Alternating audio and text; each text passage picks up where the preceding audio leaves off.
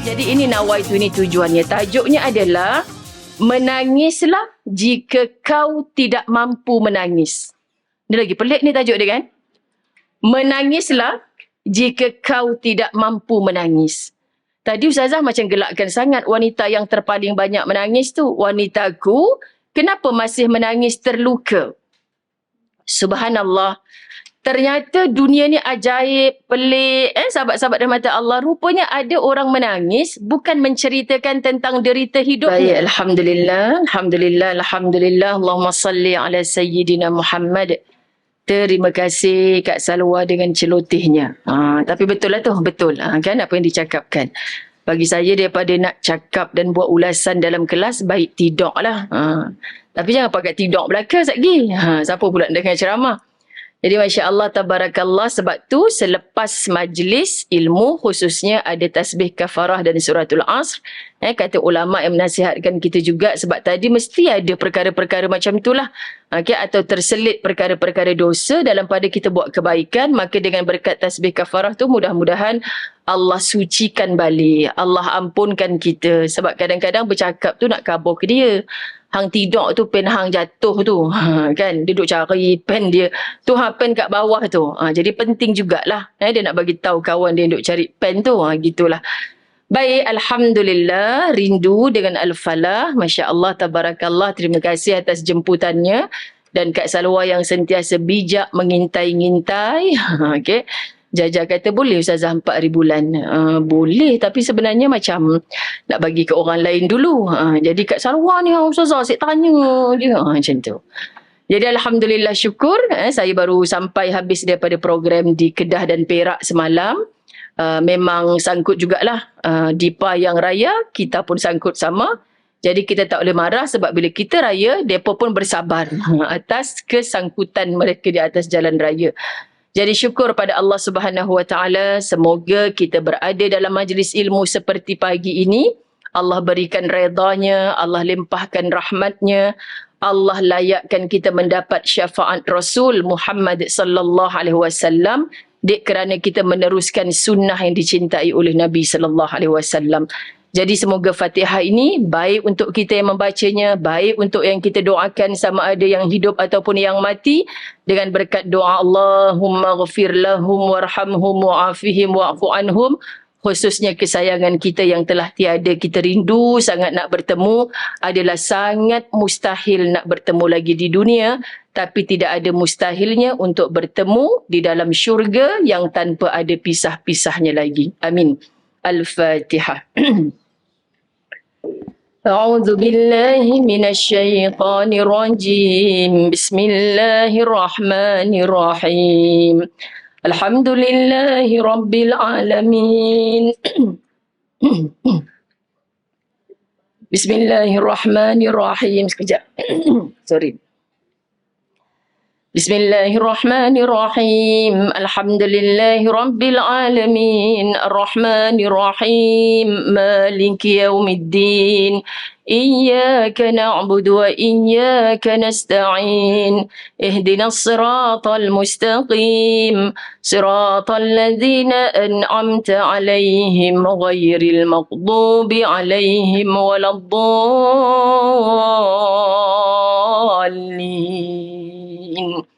Amin. Bismillahirrahmanirrahim. Alhamdulillahi rabbil alamin. Wassalatu wassalamu ala ashrafil anbiya'i wal mursalin. Wa ala alihi wa ashabihi ajma'in. Rabbi syrah li sadri. Wa yassir li amri wahlul 'uqdatam min lisani yafqahu qawli. Rabbi yassir wa la tu'assir ya karim. Rabbi zidni ilma warzuqni fahma. Amin.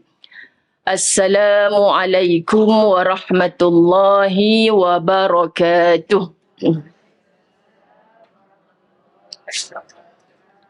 Apa khabar sahabat-sahabat di Al-Falah?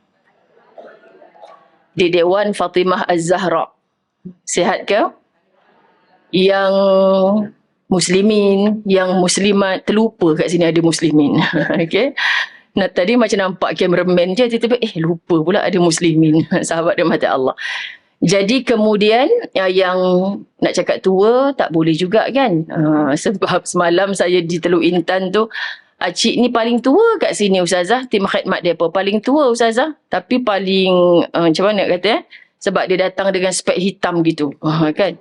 Hebat Acik ni kan. Jadi Masya Allah. Jadi saya nampak perhatian tu lebih pada dia. Tapi Acik paling tua kat sini Ustazah. Bukan tua Cik. Paling emas sekali. Jadi dia sukalah. Sudah suka. Sebab tu Nabi SAW dalam gurau sendanya tetap ada makna kan.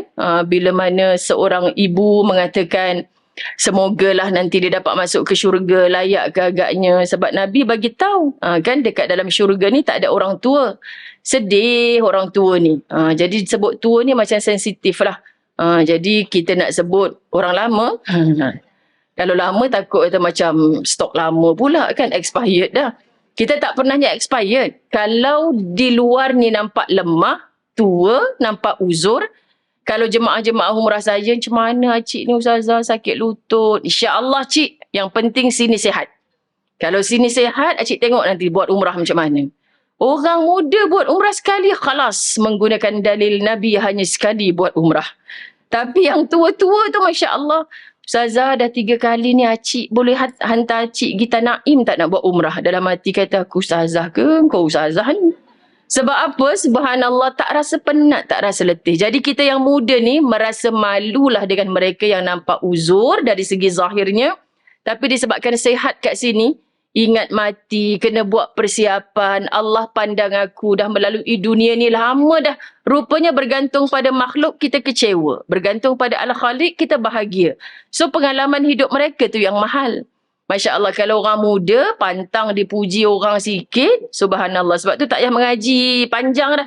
Tak payah dapat master, tak payah buat PhD dah sekarang ni. Kan cukup ramai like dekat media sosial. Cukup itu kejayaan besar bagi mereka.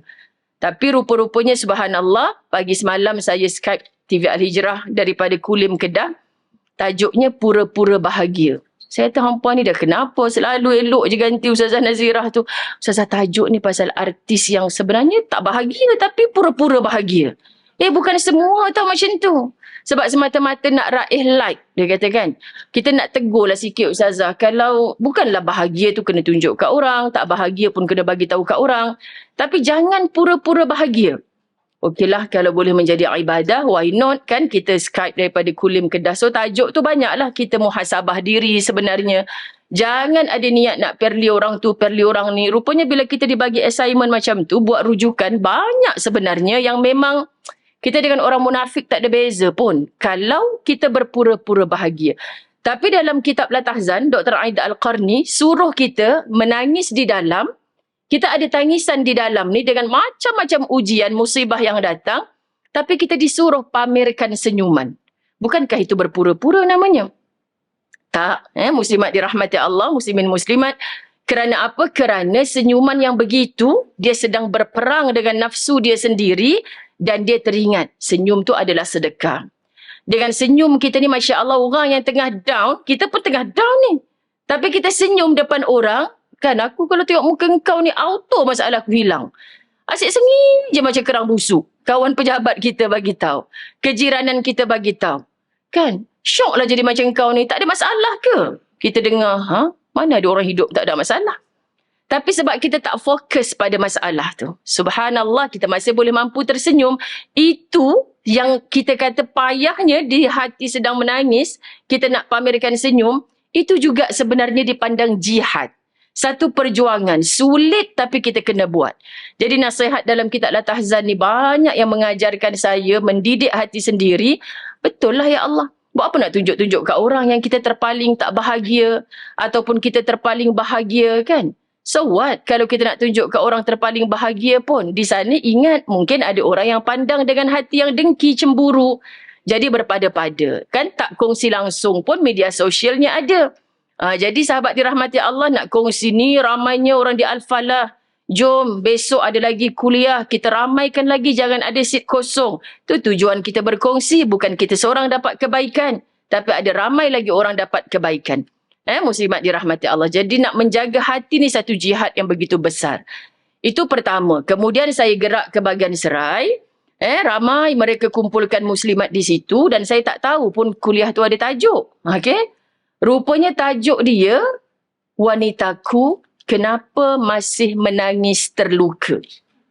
Macam kata, alah, orang perempuan ni kan terlampau terluka dan dilukai sangat. Masya Allah. Jadi saya kata lah, apa hal pula tajuk macam ni? Kita nak santai-santai, nak ziarah kan? Ini tuan rumah yang bagi tajuk semalam tu, dia dengar ni dalam talian ni. Dia kata, Ustazah ni dah ceramah sebut salah ke bagi tajuk macam tu? Tak salah. Sebab dia sebagai sahabat yang baik yang didatangi oleh sahabat-sahabatnya menangis begitu begini, maksud dia nak sampaikan tu, kita kan dah belajar macam-macam. Kenapa pula kita nak cerita pada orang kita lah yang paling terluka? Apa yang orang boleh tolong kita? Subhanallah, sahabat-sahabat dirahmati Allah. Jadi bila kita bertabayun, apa tujuan dia bagi tajuk macam ni? Banyaklah perkongsian dengan pasal tangis. Sehingga ketika itu saya teringat satu bab dalam buku yang saya pegang ini. Jadi itulah tajuk yang saya nak bawa pagi ni. Walaupun Kak Salwa tanya, jajah tajuk apa. Jadi cakap dengan Kak Salwa. Bukan ke Kak Salwa pernah cakap dengan Ustazah Zain ni, bagi je lah tajuk apa. Sekian dimaklumkan. Jadi sahabat dirahmati Allah, saya teringat ada satu bab dalam kitab ni semalam. Jadi saya al-ilmu fil kutub, jauh saya bukan orang alim, bukan al-ilmu fis sudur, maka saya tak boleh memindahkan semua ilmu dalam kitab ni semalam sebab kitab ni tak bawa.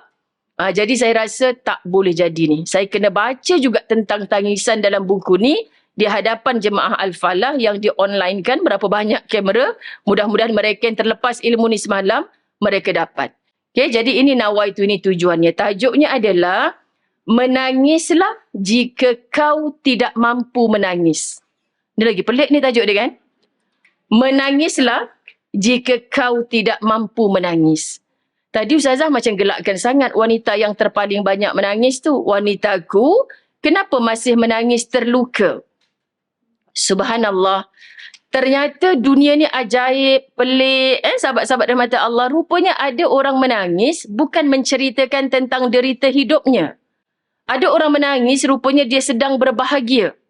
Kan, dinobatkan kecemerlangan pada tahun ini jatuh kepada anak. Sipulan-sipulan, bapaknya senyum, gugur air mata. Maknya lagilah senyum, lagilah gugur air mata tapi tak ada senyuman. Pasal apa? Kan, aku yang beranakkan nama bapak dia yang sebut kat atas pentas tu. Kan, untungnya jadi orang lelaki bang, tak sakit-sakit nak beranak. Kejayaan cemerlang kepada Sipulan bin Sipulan. Sebutlah nama mak sekali, dia kata. Orang perempuan ni emosi sampai takat tu. Jangan buat lawak lah cik. Takkanlah nak sebut macam tu. Kan, jadi nanti sampai ke mati soalan tu. Ustazah, saya nak buat akikah, saya nak buat upah haji, saya nak buat sekian. Nak bubuh nama bapak ke nak bubuh nama mak? Nama bapak lah kak. Tapi ada ulama kata nama mak. Ya betul, tak salah pun. Sebab mak tu confirm mak yang mengandungkan kita, melahirkan kita. Tapi bapak ni belum tentu. Itulah maksud pendapat ulama. Tapi tak payahlah kita bila orang tu tersembelih akikah atas nama cucu kita, tak sebut nama anak lelaki kita, sebut nama mak dia. Ini pun pendapat pening. Besan bergaduh lah pula. Kenapa sebut nama anak awak perempuan mak dia? Patutnya dalam surat beranak nama anak saya lelaki kan? Alah, sebab itulah benda ni bukan wajib, bukan haram pun. Jadi kalau pengurusan dah buatkan badal haji atas nama bapa kan, Ustazah pendapat mengatakan binti mak ni sijil haji ni atas nama bapa dia. Macam mana? Kenapa Ji? Tak boleh ke macam ni? Boleh sebenarnya. Dah hari tu haji di WhatsApp nak bubuh bin apa, binti apa, senyap je tak jawab. Kan muslimat dirahmati Allah, itu pun nak jadi isu kadang-kadang. Kan? Sebab sebenarnya Ustazah dulu arwah ni, bapak dia bukan bapak sebenar dia. Sebenarnya kita tak perlu pun nak buka, nak cerita. Sebab Allah tahu niat badal haji tu, akikah tu untuk siapa. Kita yang buat ni. Niat di hati kita ni. Kita terbayang orang yang mana. Betul muslimat? Pendapat ulama ni jangan kita nafikan. Jangan melatah. Orang Selangor suka melatah ke? Ustazah duduk dekat Madinah ke main lagi bahas pasal telekung. Sekian dimaklumkan. Jadi saya tak pernah bersandar dekat tiang Masjid Nabawi tu cek telekung orang. Tak pernah tau. Tiba kali itu, kan kedatangan kali ini, saya duduk 3 hari je kat Madinah kali ni. Orang Singapura masuk, orang Indonesia masuk kan. Saya sandar dekat tiang ni iktikaf.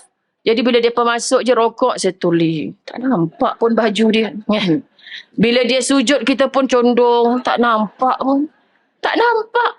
Rupanya bila saya buat lawak macam tu dalam kuliah online, ada seorang wanita komen, betul Ustazah, suami saya pun lepas isu tu, dia duduk belakang saya, masa rokok tengok, you tak nampak lah aurat you masa tengah pakai tu. So kalau tak nampak, khalas. Selesai. Oh, tak habis-habis lagi sahabat rahmat Allah. Ulama silam kita tu salah belaka ke buat macam gitu? Kan kalau tidak, mestilah mereka dah tegur lama. Tak boleh bentuk jenis telekung macam ni, tak boleh. Jadi yang menegur kita dalam bab itu sebab dengan ilmunya. Memang ada yang tak sedar aurat di sisi, di tepi tu tak diperhatikan. Dia pula yang kena kecam. Padahal orang alim tu, mufti. Kita ni yang serba tak reti, habislah Ustazah, keliru habis kita dah. Kata duk rajin hadir majlis ilmu, sepatutnya dah tak ada kekeliruan. Jangan lagi hadir majlis ilmu bertambah keliru. Jahatnya iblis tu ikut kita. Dulu dia kacau kita dalam bab leka, tak sembahyang. Atau sembahyang tapi lewat. Sekarang dah istiqamah dalam majlis ilmu, masih ada ragu-ragu lagi. Jaga hatimu. Masya Allah, orang yang bertauhid, pakaiannya adalah la ilaha illallah Muhammadur Rasulullah. Minta maaf sebut, dia tidak akan bertelanjang dengan keragu-raguan. Faham ya? Sebab Allah suruh aku sembahyang dalam keadaan macam mana ni? Apa 13 rukun dalam solat? Kan insya-Allah ni dah patuh syariat, dah menutup aurat. Jadi muslimat dirahmati Allah, tak payah kita melatah sangat. Jadi jangan buang telekung dalam almari. Menangis SK nanti. Faham ke tak faham? Sekian dimaklumkan. Pokcik-pokcik kita tak tahulah SK tu apa ya. Jadi menangislah jika kau tidak mampu menangis. Sebab di Teluk Intan semalam program yang diatur besar untuk orang Teluk Intan.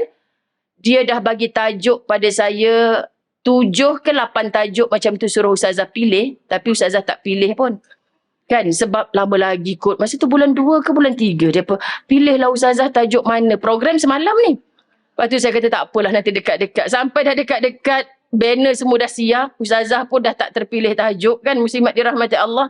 Akhirnya dia letak tajuk wanita syurga. Antara senarai yang ada tu lah. Jadi saya kata lagi bagus ni. Seronok ni bicara tentang wanita syurga ni. Tapi macam mana nak bicara tentang wanita syurga kalau masih menangisi tentang makhluk. Kita tak pernah menangis. Aku ni kalau mati sekarang ni Allah redha tak dengan aku. Aku ni kalau mati sekarang ni Nabi nak mengaku umat ke tidak? Tengok drama tak jadi kahwin pun nangis. Saya turun daripada Halong Bay Cruise kan. 2 hari tak ada line. Jajah bagi tahu, Ustazah kelakar kakak tu nangis. Kenapa dia nangis? Kan sebab baru ada line bila turun. Sebab dia kata kak puas berdoa supaya mereka tak bercerai. Akhirnya mereka bercerai juga. Siapa yang bercerai ni? F dengan F tu. Ya Allah. Jadi isu sahabat. Masa tu saya dekat Halong Bay, sahabat rahmat Allah turun baru ada line. Acik ni kata, puas solat hajat, janganlah. Bagus tak mendoakan kebaikan orang lain? Jangan retak terbelah, biar retak tercantum semula. Islah, damaikan, bagus tak? Bagus. Tapi andai terbelah, yakin sahaja jodoh mereka sampai situ. Moga baiklah juga selepas ini, ya Allah.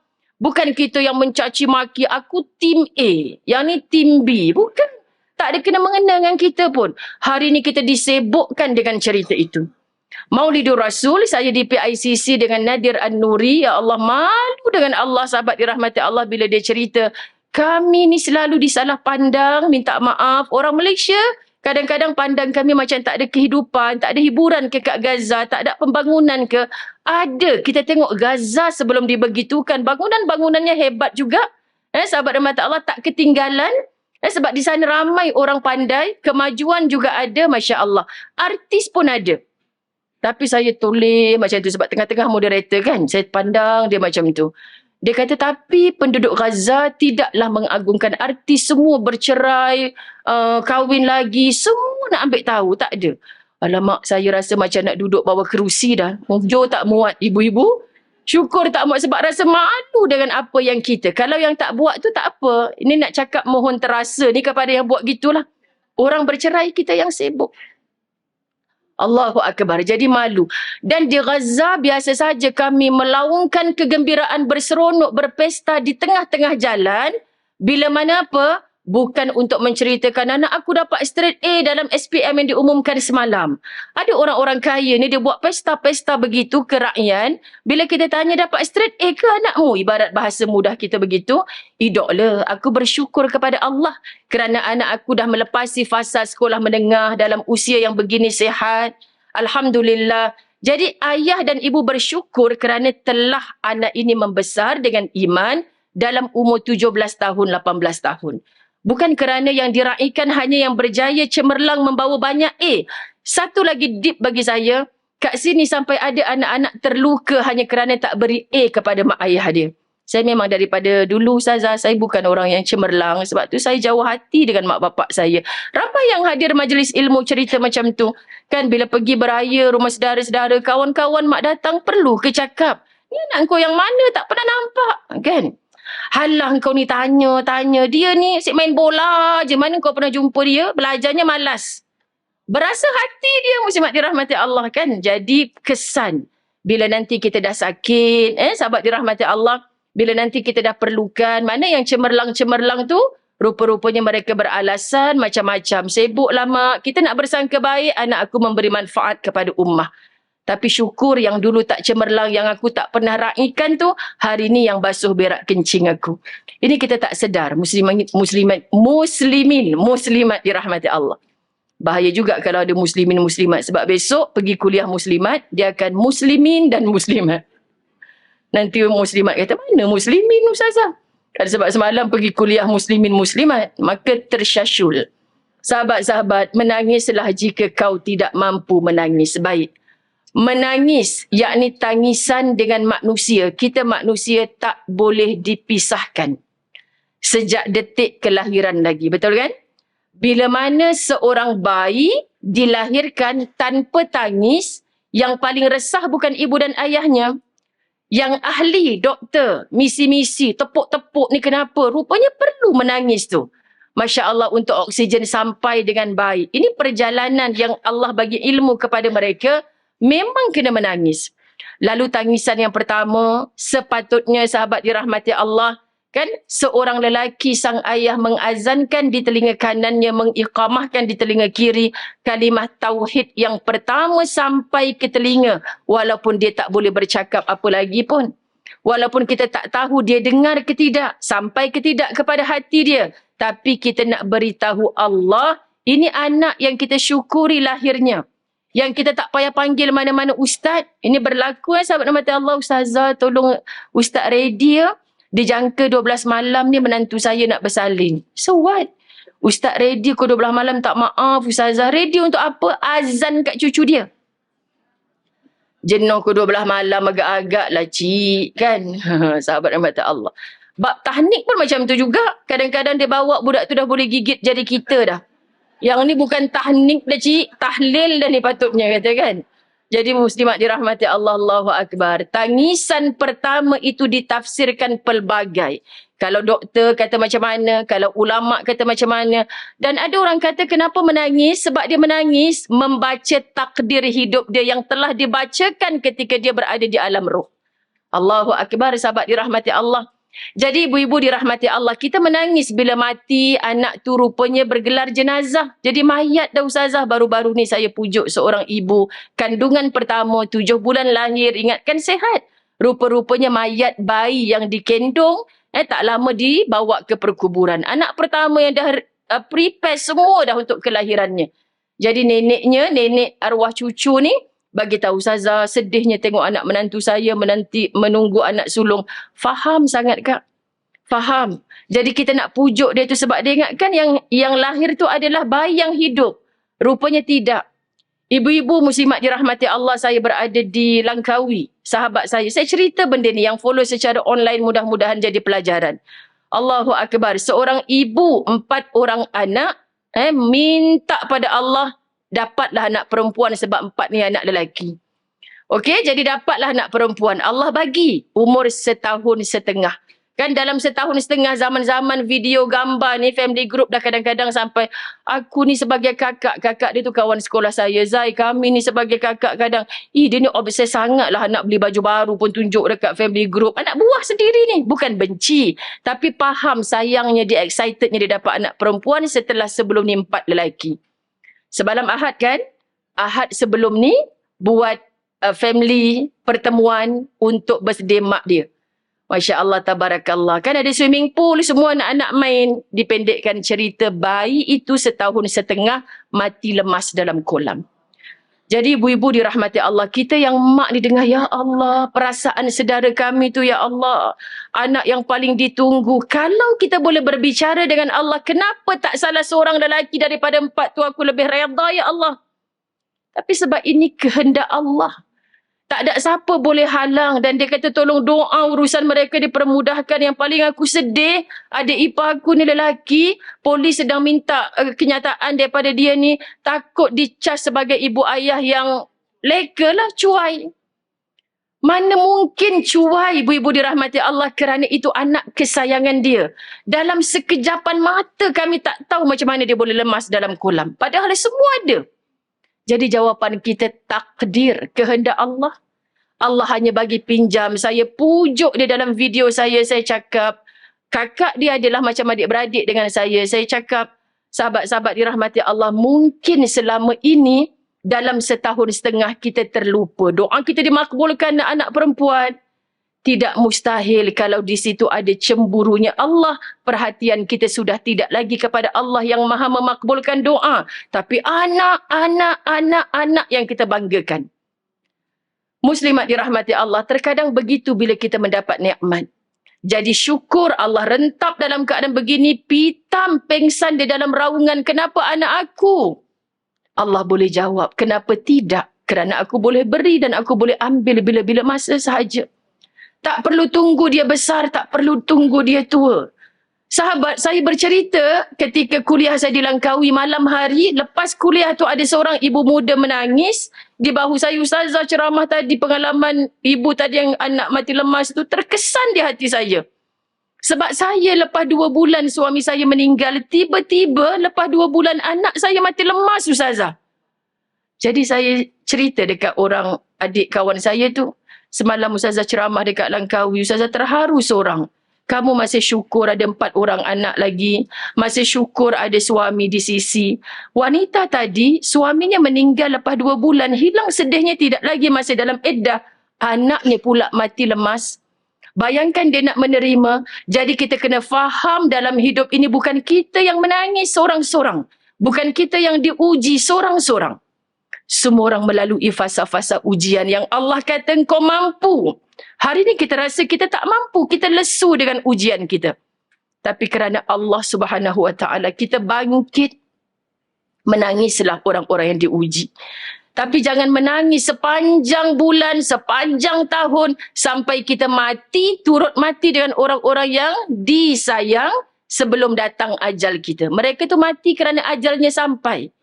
Kita jangan mati sebelum ajal kita sampai. Betul kita lemah. Betul kita menangis. Tapi adakah tangisan yang putus asa daripada rahmat Allah itu menjadi ibadah? Tidak. Jadi dalam fasa kita dilahirkan tadi menangis. Dalam fasa kita dah sempurna akal melalui usia 20-an, 30-an, 40-an, sedar-sedar 70-an. Ibu-ibu, kita kalau yang umur 70-an ni, rasa macam baru semalam je sambut birthday ke-21. Betul kan? Tapi ya Allah Tuhan, pantasnya masa berlalu. Dan kita macam tak percaya ketika umur 30 kita diuji begini, kita boleh lalui. Ketika kita diuji 50, kita menangis berminggu-minggu, tapi hari ini kita masih boleh tersenyum bahagia. Siapa yang berikan rasa itu kepada kita? Allah. Dan bagaimana kita boleh meneruskan kehidupan walau orang yang kita sayang dah tak ada dalam kehidupan kita itu? Siapa yang memberi kita kekuatan? Allah. Kita tetap menangis dalam Fatihah kita, dalam doa kita kerana kerinduan yang tidak bertepi. Tapi menjadi satu semangat untuk menambah ibadat kerana kita tahu kalau dia dulu mati dalam iman, kita kekalkan keimanan sampai mati, akan ada pertemuan lagi dan lagi tanpa ada pisah-pisahnya selepas mati. Dan insya Allah sampai ke syurga Firdaus. Allahu Akbar. Tapi kalau orang yang berjaya, setan kata tengok, laki kau yang baik pula Allah ambil. Kenapa yang penagih dadah hujung jalan tu tak mati-mati pun lagi dia menyusahkan bini dia? Sahabat dirahmati Allah, kita berputus asa dari rahmat Allah. Kita takkan bangkit daripada segala masalah ujian yang Allah beri dalam kehidupan kita. Jadikan tangisan kita ni ibadah. Jangan sampai kamu menangis kerana hilang anak tu saja. Terlupa untuk menangisi. Mungkin aku dah banyak lupa dengan kau selama 1.5 tahun ni, ya Allah. Aku bertaubat kepadamu, ya Allah. Anak aku tu confirm syurga dan dia boleh menarik ibu dan ayahnya. Tapi nak ditarik bagaimana kalau iman kita longgar? Nak ditarik bagaimana kalau kita kata tak payah dah pakai tudung, tak payah dah solat. Siapa suruh ambil anak aku? Iblis punya cerita ni. Subhanallah, sahabat dirahmati Allah. Jadi kita memang menangis yang jadi ibadah bila kita serahkan kepada Allah. Sampailah kita dimatikan oleh Allah. Ingat ya sahabat, ada hukama berpesan begini. Ketika dilahirkan ke dunia, kau menangis. Betul kan? Kita pernah menjadi bayi. Kita pernah kecil. Kita pernah kurus. Betul kan ibu-ibu tak berapa nak kurus macam saya ni? Bila nak kurus Ustazah, saya pernah kurus kak. Pernah kecil jadi baby dulu, pernah. Jadi tak payah tanya-tanya lagi, sekian dimaklumkan. Jadi ketika dilahirkan di dunia, kau menangis, orang lain ketawa. Betul kan? Mak, ayah yang tadi doktor kata, tepuk-tepuk, kenapa doktor ada masalah ke anak saya? Bila dengar jeritan tangis yang pertama, senyum. Kenyit-kenyit mata suaminya. Boleh kot yang dapat adik lagi, sabar dulu bang. Kan? Maknya pun hilang sakit tiba-tiba. Lega Allah bagi nyawa pada anak tu sempurna lahirnya. Saya kan handle kes dengar di TV Al-Hijrah yang seorang wanita berkahwin dengan lelaki Sabah ke mana. Yang tengah dia mengandung, didera oleh suami. Muslimat dirahmati Allah dan suaminya dipenjarakan. Tapi kuasa Allah dalam dia meneruskan kandungan itu dia koma. Sekarang peristiwa tu dah 3 tahun. Viral isu ni dulu. Peristiwa tu dah 3 tahun. Saya dah pergi ziarah dah baby dia yang lahir sempurna. Lahir sempurna bayi ni. Jadi saya kata sempurna. Semalam keluar dekat TV Al-Hijrah. Budak ni dah usia 3 tahun. Rupa-rupanya budak ni kategori OKU.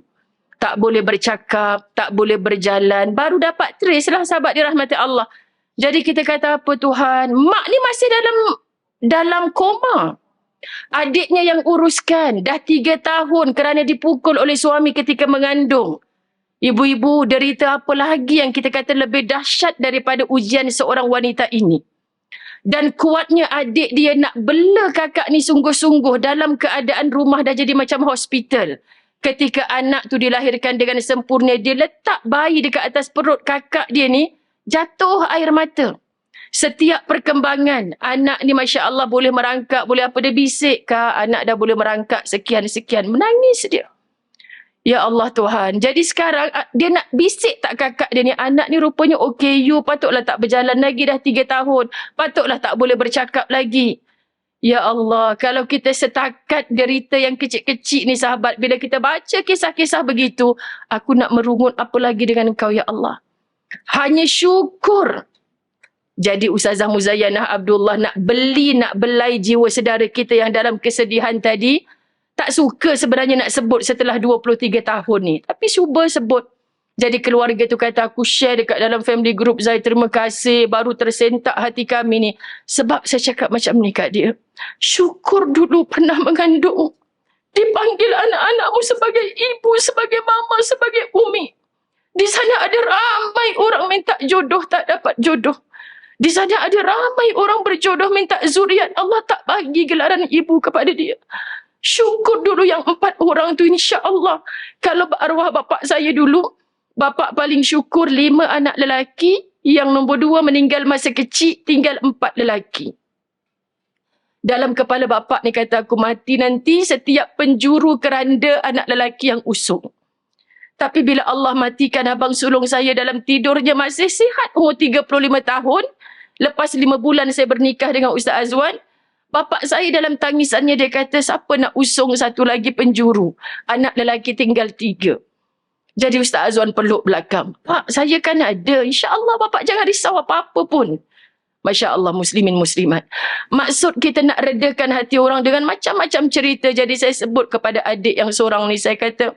Syukur masih ada 4 orang anak lelaki yang nak gelar kamu sebagai ibu, panggil kamu sebagai ibu. Di sana ada ramai wanita yang masih menangis doanya nak anak belum dimakbulkan. Jadi kalau kita bersyukur dulu, kita akan jumpa dengan bahagia. Tapi kalau kamu hanya nampak yang itu bagaimana 4 orang ni pembesarannya, dia perlukan kamu sebagai ibu.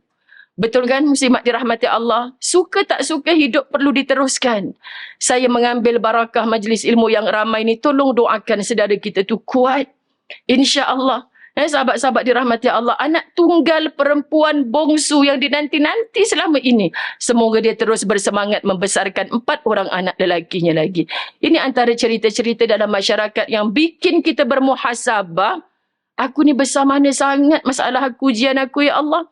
Sampai aku nak merungut tak berhenti-henti ni. Maka saya selalu mengajak syukur dulu sebelum kita merintih, meraung, marah-marah Allah. Kenapa takdir ni jadi begini padaku? Jadi dalam kita melalui fasa hidup 20-an, 40-an, sekarang dah 70-an ibu-ibu, berapa banyak dalam hidup ini sekejap kita ketawa, sekejap kita menangis. Betul kan ibu-ibu? Tapi kita ni selalunya Masya Allah, yang nangis tu je lah yang kita ingat. Sampai benda dah habis lama dah kan. Umur dah 70, abang tak ingat masa umur 20-an tu abang ada affair dengan siapa. Apa hal pula semata-mata aku tak pergi sembahyang Jumaat, aku sakit kaki, tak sihat. Memang abang tu malas. Dulu masa abang kena tangkap tu 50 tahun lepas, saya ingat lagi. Abang tak pergi sembahyang Jumaat kan, abang dating dengan perempuan tu. La ilaha illallah. Kata nak pimpin tangan sampai ke syurga. Sahabat-sahabat, itu air mata yang dulu, hapuslah. Hari ini berhaknya untuk kita menjalani bahagia bersama. Jadi ini yang kita nak sebut, saat hidup memang bersulam tawa dan air mata. Dan jadikan tawa itu boleh menjadi ibadah. Kalau dalam gembiranya kita, kita turut menggembirakan orang lain. Ini lambang syukur seorang hamba. Dan bila kita menangis, ibu-ibu dirahmati Allah, bukan menangis kerana putus asa dari rahmat Allah. Kenapa suami aku je tak baik? Kenapa anak-anak aku je yang degil? Kenapa aku yang tak kaya macam orang lain?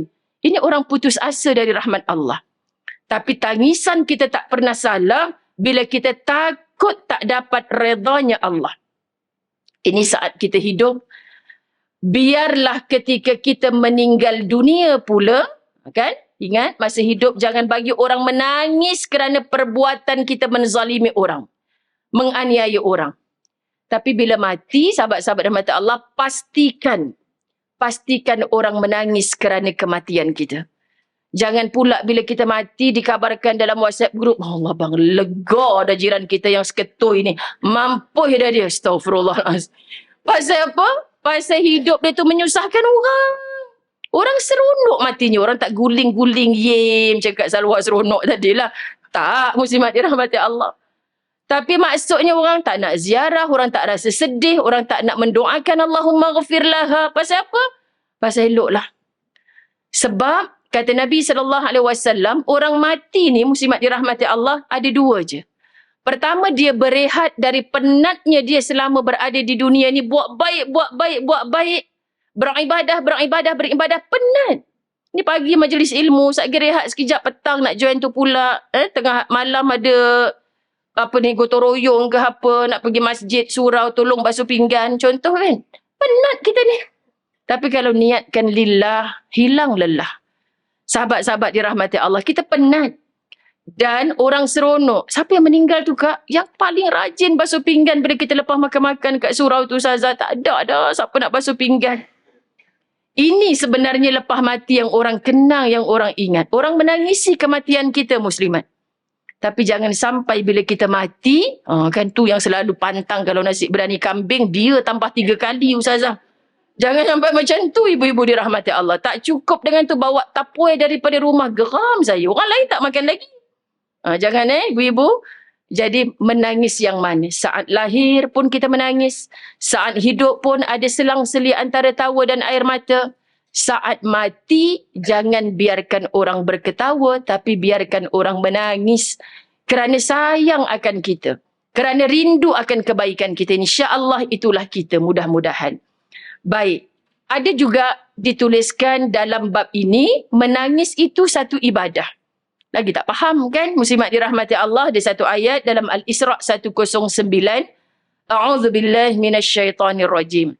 Wa yakhruna lil adqani yabkuna wa yaziduhum khusyu'a. Mereka menyungkur atas muka mereka sambil menangis dan mereka bertambah khusyuk. Di hujung ayat ni ada tanda kubah masjid. Ini adalah ayat sajadah. Yang sunat kita baca sujud tilawah. Iblis bila tengok ayat-ayat tentang sujud rokok ni dibacakan, lalu orang beriman ni sujud sunat kalau tak buat tak apa. Tapi kalau kita buat, kita dapat pahala yang besar. Sebab apa di sana Iblis kata, celakanya manusia disuruh sujud oleh Tuhannya, dia terus bersujud. Dulu aku disuruh bersujud oleh Tuhanku, aku tak mau sujud. Jadi Iblis ni dia bukan halang kita buat kerja. Bukan halang kita buat ibadah. Tak pernah lagi kan kita berdiri atas sejadah, tiba-tiba macam ada orang rentap sejadah saya ni Ustazah. Baik saya tak tertongging. Ni setan lah ni punya kerja. Biar betul kak, pelik-pelik dah rumah akak ni ada apa ni kan muslimat. Dan kadang dia buat tu kita pun dah macam, dia ni betul ke sembahyang ke tidak? Saya bukan tak nak sembahyang Ustazah. Setiap kali saya bentang sejadah, kan ada orang rentap saya tapi orangnya tak ada. Saya rasa setan lah tu Ustazah. Kakak yang setan sebenarnya tu, pelik sama tu. Kan sahabat rahmat Allah, pelik. Sebab setan tak kata dulu kau tak sembahyang, aku bukan tarik sejadah kau. Aku bukan bakar telekor yang kau nak pakai tu, tak. Semua ada lengkap, kau yang tak nak. Aku cuma leka-lekakan nantilah kan. Relax lah, kau pergi holiday jauh ni kan. Sibuk fikir takdim, takhir. Tak payah je lah, 4 hari je pun. Allahu Akbar. Kita ikut cakap setan ni. Alah bang, budak-budak bang. Baru nak mandi swimming pool lah bang dah suruh sembahyang asar lah pula. Holiday tak holiday sembahyang jangan tinggal. Tadi orang ajak takdim tak nak ni, dia pun kena buat takhir ni. Lah bang, tak payahlah bang. Sian budak-budak. Kan tadi pagi nak swimming pool, kan hujan. Petang lah bagi dia mandi. Gaduh mak dengan ayah ni semata-mata nak bagi kesenangan pada anak. Padahal hanya kesenangan dunia. Lepas berseronok-seronok kat swimming pool, tidur dah mereka sahabat rahmati Allah. Inilah sebenarnya kehidupan dunia. La'ibun walahwun. Hanyalah permainan. Budak kecil lepas main, terlelap. Mama suruh kemas mainan, bibi juga yang kemas. Penat dia hanya bermain. Itulah tujuan. Bila dah remaja sikit, mana pergi abang kamu? Lahwun, menjadi gurauan, menjadi hiburan. Alamak, relax lah, baru lepas gaji kan. Orang duduklah dekat shopping mall tu lama-lama. Duduklah kelab malam tu belanja kawan-kawan. Hanya hiburan. Tak sampai hujung bulan, duit gaji pun habis. Jadi sahabat dirahmati Allah, kalau kita pandang dunia ni hanya sebagai permainan dan hiburan, akhirnya kita dapat apa untuk balik ke akhirat? Kita ada tujuan hidup, yakni untuk beribadah. Bukan mesti duduk atas sejadah 24 jam. Saya lepas jawatan CEO syarikat Ustazah, ni semua dunia ni. Bagi kak kunci banglo dekat saya. Kan? Tu semua dunia tu kak. Bagi kunci Mercedes kat saya. Janganlah Ustazah. Kan kemarin lagi kalau nak ikut Ustazah umrah tu akak dengar nasihat Ustazah, kak dah buat wasiat dah Ustazah. Kak dah buat wasiat kalau jadi apa-apa mama tak balik kan. Kereta Mercedes tu untuk sekian-sekian kak dah buat dah. Tapi besok, konon-konon entah mana dia dapat suruh azan depan pintu sebelum pergi umrah. Dia belai kereta dia. Kamu semua ingat siapa pakai kereta mama balik nanti cala kena. Jadi anak pun confused. Semalam bagi wasiat. Kalau mama mati kat Madinah, mati kat Mekah kan. Tapi masih dunia lagi tu. Nak melangkah dalam kereta nak pergi KLIA. Ya Allah Tuhan, kita ni jujur ke tidak pada diri kita sendiri? Tak jujur pada orang, orang tak tahu. Tapi tak jujur pada diri, takkan kita tak tahu? Muslimat dirahmati Allah. Sebab tu apa sahaja penyakit dalam hati, Quran mengiktiraf sebagai fi qulubihim marad. Dalam hatimu ada penyakit. Kalau mu tak rawat penyakit tu, Allah lah sendiri yang akan tambah sebab mu tak berusaha untuk memadamkan penyakit itu. Mu tak cari rawatannya. Jadi kalau ibu-ibu istiqamah sudah dalam kebaikan majlis ilmu seperti ini, tahniah saya ucapkan. Tapi takziah kalau majlis ilmu ni tak mampu mengubah diri kita daripada yang baik kepada lebih baik. Daripada yang tak baik kepada yang baik. Aku ni dah 20 tahun kot majlis ilmu, tapi solatnya kok lewat lagi. Faham tak faham? Aku ni dah 20 tahun dalam majlis ilmu, tapi tudungnya kok pendek lagi. Kan kita pandang diri kita kat cermin. Apa yang aku ubah sebenarnya? Suami kata, ayah tak faham mak kau ni. Majlis ilmu pagi petang, siang malam. Tapi balik-balik, abang kenapa tak angkat kain di jemuran? Hujan tak nampak ke, main game je kerja? Terkejut ayah, sebaik tak sakit jantung. Itu majlis ilmu tu 20 tahun lamanya. Sahabat dan mata Allah. Allahu Akbar Tuhan. Apa yang kita ubah sebenarnya ibu-ibu? Aku tak suka dengan ceramah ustazah ni. Asyik defend orang lelaki je mereka kata. Ada orang cakap macam gitulah. Tapi sebenarnya hakikat kita sedang berbicara tentang diri kita sendiri. Sebab kita nak ke syurga, kata Nabi, hanya ikut ummahatul mu'minat, ramai sebenarnya. Tapi dalam satu hadis yang diiktiraf yang Nabi sebut, Siti Asia, Khadijah dulu kan, yang terutama, Khadijah Al-Kubra, Sayyidatina Khadijah Al-Kubra. Isteri yang paling disayang walaupun selepas kewafatannya sebab luar biasa kebaikannya. Kemudian Fatimah Az-Zahra, Masya Allah, Tabarakallah. Kalau kita cerita pasal Sayyidatuna Khadijah, orang Al-Falah dah hafal sangat dah. Saya ingat satu kuliah ada orang cakap, Ustazah, selain Khadijah, Fatimah, Siti Asiyah dan Maryam ni, Aisyah lah lagi. Siapa lagi isteri-isteri Nabi? Kenapa semua orang cerita pasal tu? Kenapa tak cerita isteri Nabi yang lain? Ginilah Kak, kita bagi settle dulu diri kita ikut Sayyidatuna Khadijah dan Fatimah Az-Zahra, baru kita bagi cerita pasal orang lain. Khadijah tu dah habis ikut ke belum? Taklah. Khadijah tu laki dia tak balik 3 hari 4 hari duduk atas tu. Lepas tu kalau tak balik, ambil makanan bekalan baru, dia pergi naik bukit Jabal Nur tu hantar makanan. Lepas tu masa malaikat Jibril turun buat pertama kalinya, Iqra' bismi rabbikal ladzi khalaq, balik dengan menggigil ketakutan tubuh, Zammiluni, selimutkan aku. Tak banyak tanya. Duduk kat atas tu 4 hari tak balik-balik. Buat apa? Tak ada. Tengah-tengah hari minta selimut pasal apa? Kita ni argue dulu, gaduh dulu, sahabat dirahmati Allah. Kan? Bila dia dalam ketakutan, aku percaya Muhammad tak pernah menyakiti orang lain. Pasti dibantu oleh Tuhannya. Muhammad selalu memudahkan urusan orang lain. Kalau suami kita ada masalah di pejabat, baliknya, bang, orang zalim macam mana ke abang? Ya Allah. Orang tu akan dapat balasan jahat dari Allah. Kita tak payah balas jahat. Sebab apa? Sebab memang abang ni bos yang baik. Saya tahu. Mustahil Allah nak biarkan abang. Sejuk tak sikit hati dia? Tapi kalau isteri sahabat dirahmati Allah yang mana bang? Macam tak sedar diri, gaji kita yang bagi, dia zalim pula ke abang. Mana? Abang ni memang macam ni, diam je, biar saya yang sekeh kepala dia. Kita pula lebih-lebih. Allahu Akbar ya Karim. Itu sebab kadang-kadang orang perempuan ni subhanallah, bila diceritakan tentang Sayyidatuna Khadijah, Fatimah Az-Zahra, dia kata Khadijah tu ustazah, suaminya Rasulullah tahu. Kan? Okey, saya nak cerita tentang Siti Asiyah. Tengok bijaksananya Allah menyusun. Siapa? Suaminya Fir'aun. Subhanallah, tapi masih ahli syurga. Suami akak ada jahat macam Fir'aun. Hiduplah baik sikit. InsyaAllah kita layak, sahabat dirahmati Allah. Fatimah Az-Zahra. Kemudian sahabat dirahmati Allah, Maryam. Kita terpaling rasa difitnah, dicela, dicaci. Maryam tersakiti kerana apa? Dia orang baik sangat. Kenapa Allah letakkan rahimnya mengandung Nabi Isa AS yang orang tuduh begitu dahsyat, tapi tengok pembelaan Allah. Satu mukjizat besar bila Nabi Isa boleh bercakap pada usia kecil.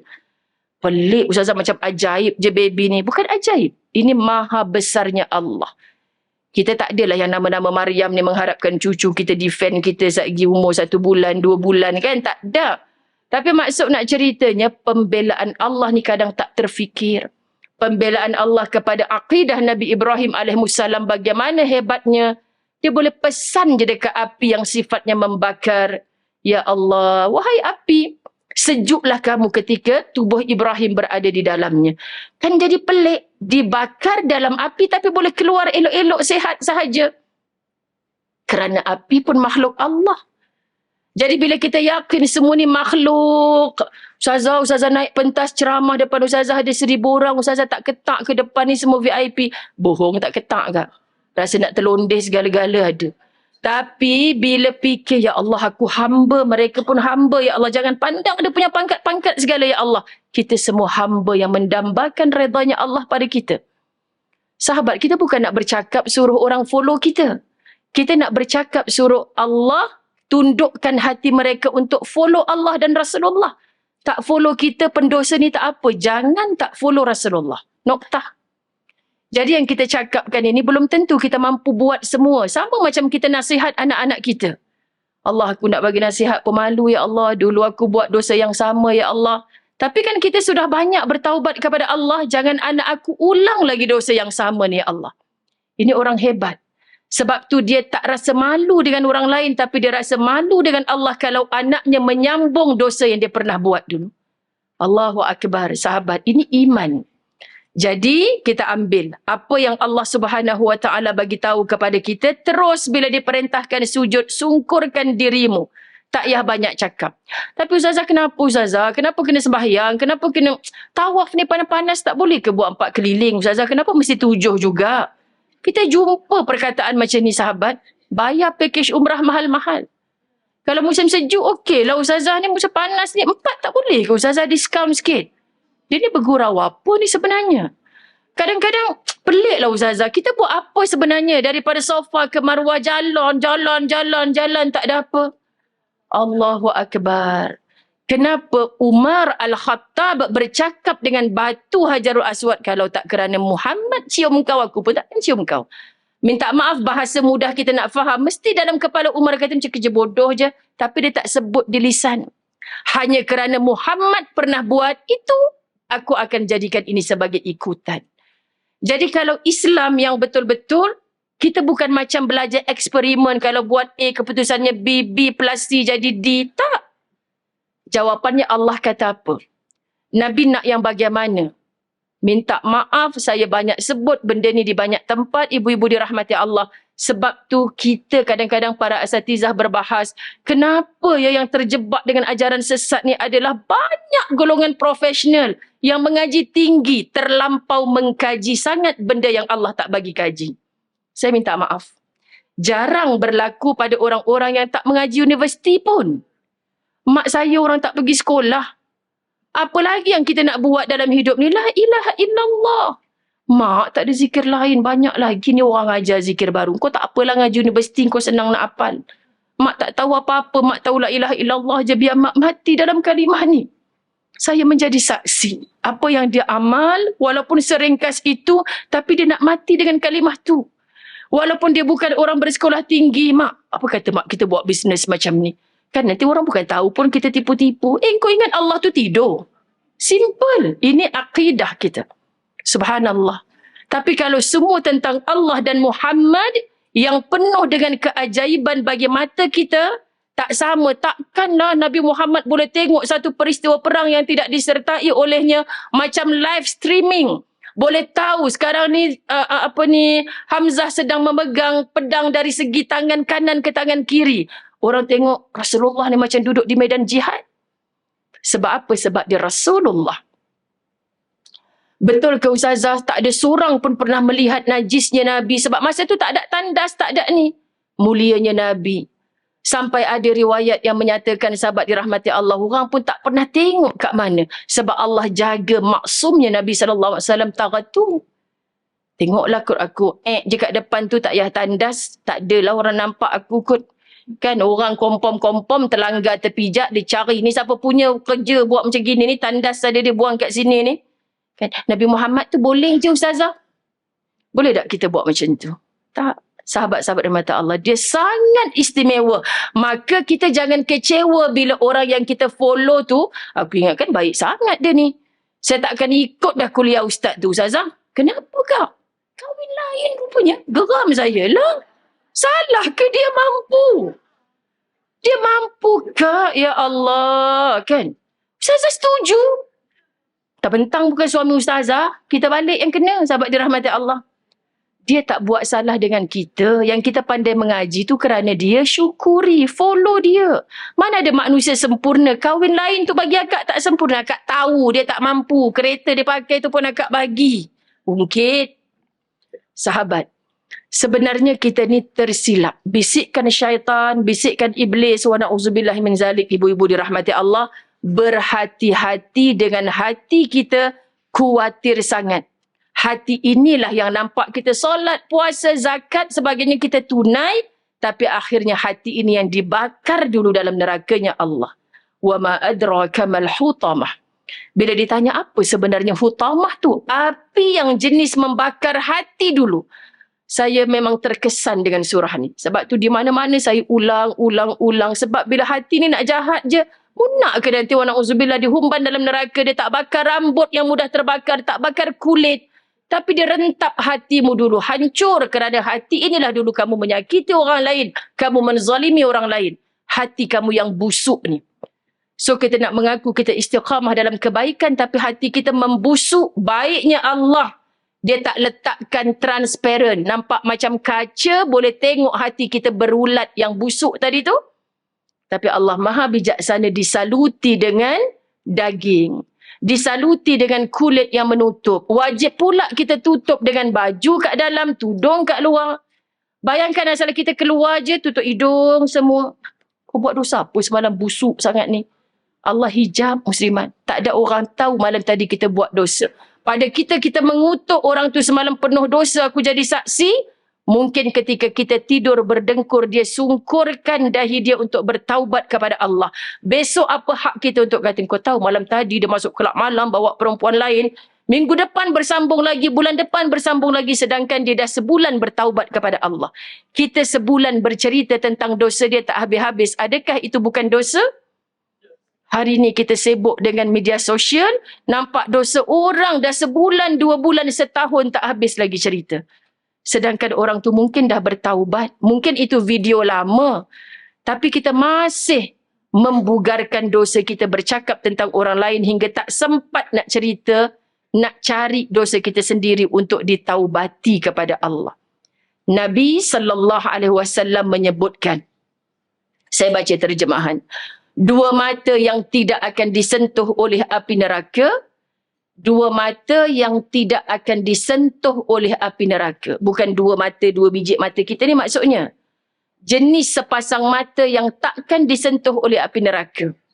Iaitu mata yang menangis kerana takut azab Allah.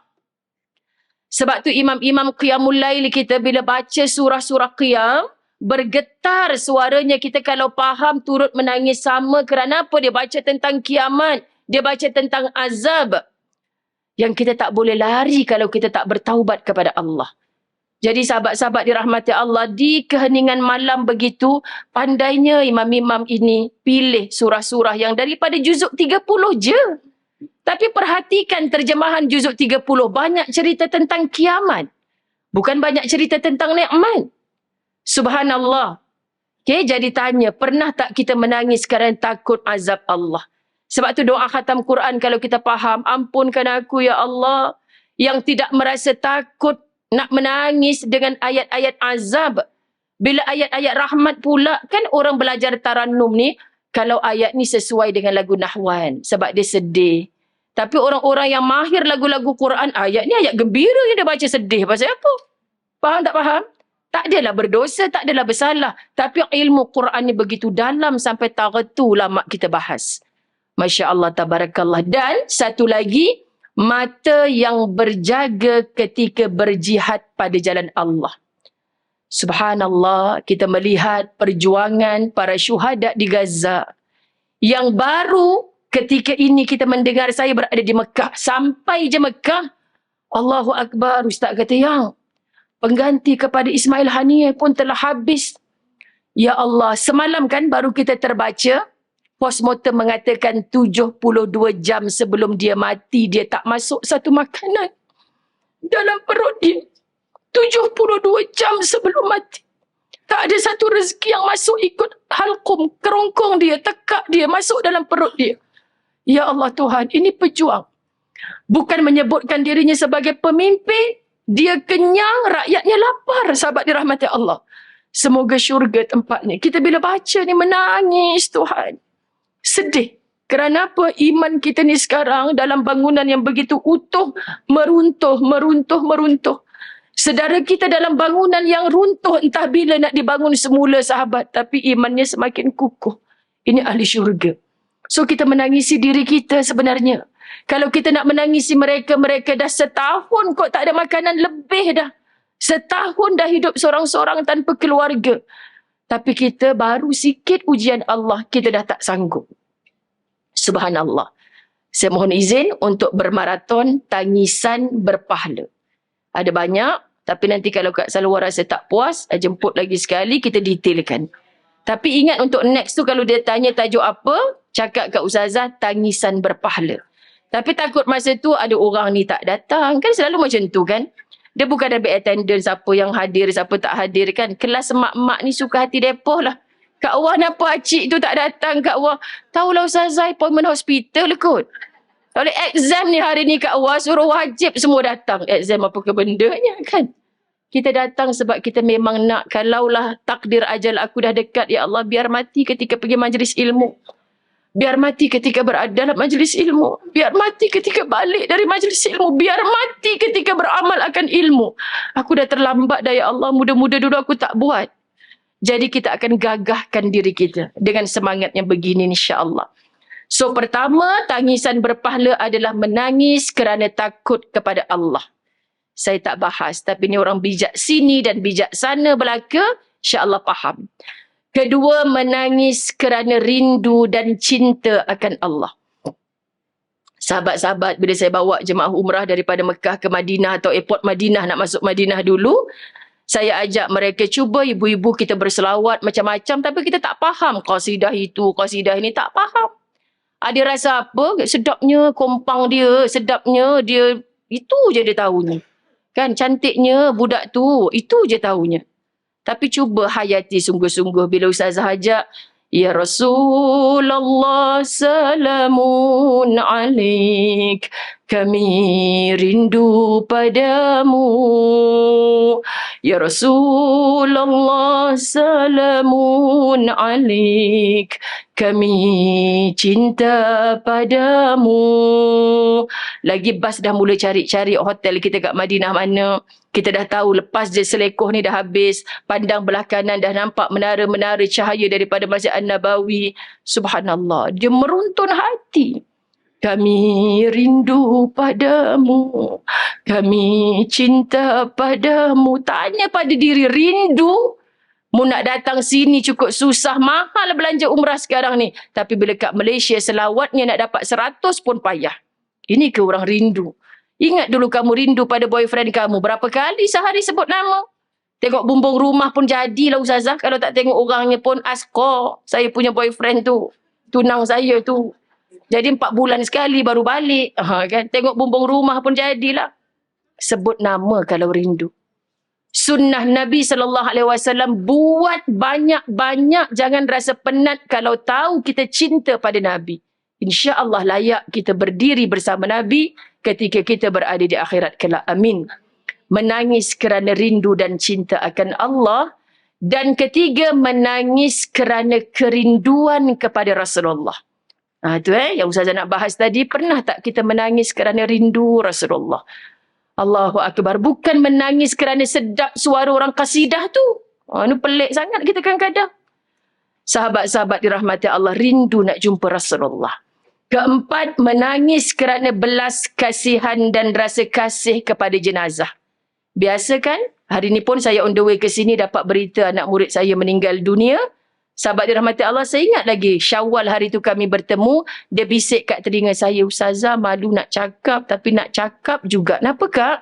Akak nak kahwin, ada orang masuk minang akak. Alhamdulillah. Suami dia meninggal kan? Alhamdulillah. Syawal hari tu kami jumpa, maknanya tak setahun lagi. Jadi kalau saya fikir, ya Allah, lelaki itu baru mengahwininya beberapa bulan. Mungkin nak buat keputusan nak kahwin lagi ni. Orang yang dah banyak umur kan? Ambil keputusan lama. Tapi sahabat-sahabat dirahmati Allah bila dah jodoh. Rupanya jodohnya berapa bulan sahaja. Subhanallah sahabat dirahmati Allah. Ni yang kita nak cerita. Menangisi jenazah yang baik. Kalau kita ziarah kawan-kawan kita yang baik, kita jatuh air mata. Jangan nangis. Lap-lap air mata kalau kena dekat jenazah nanti tak bahagia di alam barzah. Siapa kata? Kalau dia tak beramal soleh masa hidup, dia confirm tak bahagia. Bukan kerana air matamu. Tapi tak eloklah orang yang uruskan jenazah dah bedak-bedak dengan bedak sejuk. Tiba-tiba air matamu jatuh dah berpeta-peta macam peta apa pula jenazah tu kan. Kan timbul fitnah lain pula. Itu je tujuannya sebenarnya. Tak adalah kalau air mata kena dekat mak, nanti mak kena balon ke akhirat. Tak ada kena-mengena. Pandai-pandai je itulah kan. So mengaji, tak nak mengaji. Sekian dia maklumkan. Yang kelima, menangis kerana khawatir dan simpati akan nasib umat Islam. Ini yang berlaku di Gaza. Kita tak boleh hantar bantuan. Bukan Gaza sahaja sekarang, satu demi satu. Kita tak boleh nak hantar bala tentera senjata, tapi fahamlah kita kenapa Nabi kata senjata orang beriman adalah doa. Patut setahun mereka runtuh, sehari je Allah bagi taufan yang begitu dahsyat kepada neraka pula dah. Negara yang cuba meletakkan kesengsaraan kepada mereka, kata pakar-pakarnya nak membina semula kawasan itu sama macam kerugian yang ditanggung oleh Gaza. Faham ke tak faham muslimat dirahmati Allah? Allah boleh buat apa sahaja. Jadi khawatir dan simpati kepada nasib umat Islam. Keenam, menangis kerana membaca atau mendengar Quran. Kalau tak ada jiwa tadabbur, afala yatadabbaruna al-Quran? Apakah kamu tak tadabbur akan Al-Quran? Macam mana nak datang rasa? Hanya dibaca dari kerongkongan naik ke atas, disedapkan. Tapi dari kerongkongan ke bawah, tidak pun kita nak apa, sahabat-sahabat rahmat Allah? Datangkan rasa. Ni ayat azab. Ini ayat rahmat, sahabat. Ini katanya Buya Hamka. Turunkan ke dalam rongga dada kita, di situ ada hati. Punya rasa ketika baca Quran. Maka kena tengok terjemahan. Kena hadir majlis tadabbur. Kena hadir kuliah-kuliah tafsir. Yang ketujuh dan terakhir, menangis ketika berdoa kepada Allah. Okey, saya yang paling bila pimpin doa-doa muslimat khususnya antaranya, wahai Allah, ampunkan dosa-dosa kedua orang tua kami yang semakin tua, lemah, sakit dan uzur ya Allah.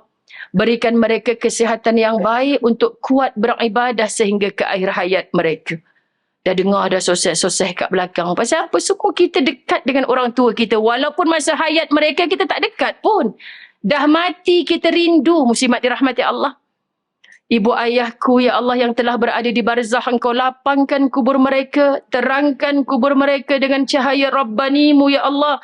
Kasihani ibu dan ayah kami seperti mana mereka mengasihani kami sewaktu kami kecil dahulu ya Allah. Dah datang dah, macam mana mak kita bela adik kita, nyamuk gigit sikit, nyamuk yang salang, kacau anak aku. Mana nyamuknya yang tak ada dah padan muka nyamuk tu. Marah sahabat dirahmati Allah. Marahkan nyamuk sebab singgah dekat pipi anak kita yang comel tu, Masya Allah. Ini penjagaan. Kita patut ada macam ni agaknya masa aku lahir dulu. Kan nanti bila, mama ni asyik alung. Sebenarnya sahabat-sahabat, mak ayah tak pernah membeza-bezakan. Cuma kita ni yang jahat hati kita ni, cemburu, dengki kat situ. Betul lah dia membeza-bezakan. Tapi siapa kita untuk menjadi hakim kepada ibu ayah yang pernah melahirkan kita? Kasihani ibu dan ayahku seperti mana mereka mengasihani kami sewaktu kami kecil dahulu. Kami rindu ibu dan ayah kami ya Allah. Kami rindu ibu dan ayah kami ya Allah. Kami rindu ibu dan ayah kami ya Allah. Izinkan satu pertemuan untuk melepaskan kerinduan ini. Kelak bila balik ke kampung akhirat, dalam syurgamu yang tidak ada pisah-pisahnya lagi ya Allah. Tolong ya Allah, air susu ibu yang mengalir di seluruh tubuh jasad kami, jadikan itu semua sebagai asbab dosa-dosa ibu diampunkan ya Allah. Keringat ayah yang mengalir kerana membesarkan dan memberi nafkah kepada kami, jadikan semua itu sebagai asbab dosa-dosa ayah diampunkan ya Allah. Ini rayuan, rintihan kita kepada Allah, sahabat. Jadi walaupun kita mungkin anak derhaka ketika hayatnya mereka, mak ayah kita tunggu doa kita hari ini. Semoga ada kasih sayang Allah kepada kita yang bersungguh-sungguh hari ini buat baik dengan mak orang lain, sebab kita rasa menyesal kita dulu tak sempat buat baik dengan mak ayah kita. InsyaAllah lembut hati kita dan kita bakal menjadi ibu ayah yang rindu anak-anak tak datang ziarah. Kita hanya banyak bertaubat kepada Allah. Mungkin salah aku dulu ya Allah. Aku tak mendoakan mak aku, ayah aku sungguh-sungguh ya Allah. Hari ini kau nak balas aku kat dunia, aku reda ya Allah. Jangan sampai aku dibalas di akhirat kelak ya Allah. Semoga menjadi perawat hati kita. Semoga kita dipandang Allah dengan kasih sayang. Ibu ayah, muslimin muslimat yang dirahmati Allah. Di sini tempat duduknya para ramai alim ulama. Tahniah Kak Salwa dan seluruh barisan jawatan kuasa Masjid Al-Falah. Jadi jangan pernah jemu. Kerana apa? Kerana di sinilah medan ilmu. Jadi cari dan azam untuk beramal dengan ilmu yang kita dapat daripada para asatizah kita yang belum confirm syurga pun. Tapi sama-sama kita sedang merebutkan, mencari peluang untuk masuk ke dalam syurga Allah. Saya pohon ampun maaf, zahir batin, terima kasih atas perhatiannya. Segala silap dan khilaf dek kejahilan, kedaifan diri saya sendiri. Ampun maaf, wabillahi taufiq wal hidayah. Assalamualaikum warahmatullahi wabarakatuh.